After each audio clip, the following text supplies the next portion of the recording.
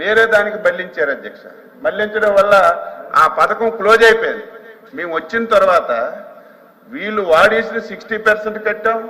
మళ్ళీ మేము రాష్ట్రం నుంచి ఇవ్వాల్సినటువంటి 40% కట్టి మళ్ళీ పథకాన్ని పునఃప్రారంభించి ఈ విధానాన్ని అమలు చేస్తున్నాం అధ్యక్ష. ఇది వాస్తవం. ఇదేదో అచ్చెన్నాయుడు కాగితం పట్టుకొని చదవడం కాదు, రికార్డులు ఉన్నాయి. 5 సంవత్సరాలు కేంద్ర ప్రభుత్వ ప్రాయోజిత పథకాలన్నింటికీ తాళం వేసి ఒక్క పైసా తీసుకోకుండా అమ్మ పెట్టదు అడుక్కు తిందన్నట్టుగా వీళ్ళు చేయలేదు. కేంద్ర ప్రభుత్వం ఇచ్చింది వాడుకోలేదు. ఈ రాష్ట్రాన్ని పూర్తిగా తగలబెట్టినటువంటి ప్రభుత్వం గత ప్రభుత్వం. ఇది నేను చెప్పడం కాదు, ప్రతి ఒక్కరూ మాట్లాడతారు, రికార్డులు ఉన్నాయి, ఆన్లైన్లో కూడా మీరు చూసుకునే అవకాశం మీకు ఉంది. సార్ మంత్రి గారు చాలా ఎప్పుడు కూడా చెప్పింది చెప్తున్నారు.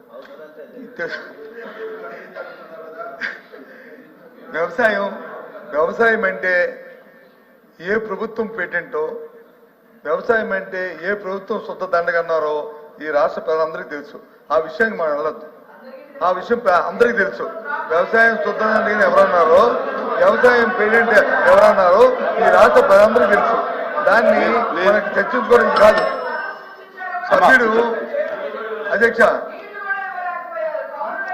అమ్మమ్మ అధ్యక్ష అధ్యక్ష ఒక్క నిమిషం అధ్యక్ష ప్లీజ్ ఒక్క నిమిషం. సభ్యుడు అడిగింది ఏంటి సార్, ఏమైనా సబ్సిడీ ఇస్తారా మాకు తెలిస్తే చెప్పండి, తెలుసుకోకపోతే తెలుసుకొని చెప్తామని చెప్పండి, తప్ప అంతా కాదు. అంతేగాని మీరు చేయలేపారు, మీరు ఏం చేస్తారో వ్యవసాయానికి మీరు ఏం చేస్తారో తెలుసు. నేను సూటిగా మంత్రిగా అడుగుతున్న ఒకే విషయం, ఏదైతే క్లస్టర్స్ అని మీరు చెప్పారు సంతోషం. ఆ క్లస్టర్స్ కి కేంద్ర ప్రభుత్వం ఒక ఉంటే చెప్పండి, తర్వాత చెప్పండి, పర్వాలేదు, మాకేమీ అభ్యంతరం లే. కానీ విమర్శలు పోదామంటే విమర్శలు డిస్కస్ చేసుకుందాం, ఆ చర్చల్లో డిస్కస్ చేసుకుందాం. అడిగిన దానికి సమాధానం కేంద్ర ప్రభుత్వం వచ్చి క్లస్టర్స్ ఇస్తానన్నారు. ఉదాహరణకు వచ్చి మన ఉత్తరాంధ్రకు వచ్చి జీడికి వచ్చి క్లస్టర్ కింద రికగ్నైజ్ చేస్తామని చెప్పారు సంతోషం. దానికి కేంద్ర ప్రభుత్వం ఇస్తుంది మార్కెట్ ఇంటర్వెన్స్ ఇస్తారా, లేదు టెక్నాలజీ సపోర్ట్ చేస్తారా, లేదు ఫైనాన్షియల్ సపోర్ట్ ఏమైనా చేస్తారా, ఏమి చేస్తారా అనేది ఏమైనా తెలుసుంటే చెప్పండి. అంటే లేదు ఇన్ఫర్మేషన్ అయిపోతే తర్వాత చెప్పండి, పర్వాలేదు. అంతేగాని మీరు ఉన్నప్పుడు చేస్తాం, మేము ఉన్నప్పుడు ఏం చేస్తాం, మీరు ఎవరికంతా చెప్పుకోవడానికి సమయం ఉంది, చెప్తాం. దయచేసి మీ ద్వారా సూటిగా ఆ ప్రశ్న వరకే చెప్పానండి. అందుకని కవిని అలా చెవులు గింగులు మంటున్నాయి. వెనకున్న సభ్యులు కేంద్ర ప్రభుత్వం నుంచి వచ్చినటువంటి పథకాలకి ఏమైనా సబ్సిడీ ఉందని అడిగారు అధ్యక్ష. రికార్డు అది ఉంది, మీరు కూడా విన్నారు. అడిగితే చెప్పాను 40%, 60% ఉంది, గత ప్రభుత్వంలో వాడుకోలేదు, మేము వాడుకున్నామని చెప్పాం. రెండవది క్లస్టర్స్ అధ్యక్ష, ఇది కొత్త విధానాన్ని మొన్న బడ్జెట్లో పెడితే మేము క్లస్టర్లుగా ముందు రెడీ చేసి ప్రపోజల్స్ పంపించాం. ఈ క్లస్టర్స్కి కేంద్ర ప్రభుత్వం ఏ విధంగా సహాయం చేస్తుందో వాళ్ళ బడ్జెట్ సెకండ్ సెషన్ అవుతుంది. ఇది అయిన తర్వాత మన గైడ్ లైన్స్ వస్తాయి.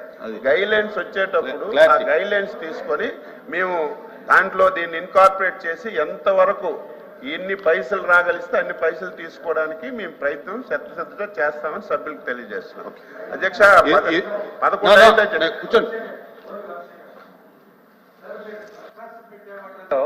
కడప జిల్లాలో పెద్ద ఎత్తున ఉద్యాన పంటలు వేస్తారు, కానీ కడప జిల్లాను మీరు ఎందుకు ఎక్స్క్లూడ్ చేశారు? ఏదైనా రాజకీయ కారణం ఏమన్నా ఉందా? రాజకీయ కోణం ఏముండదు అందులో మంత్రి గారు.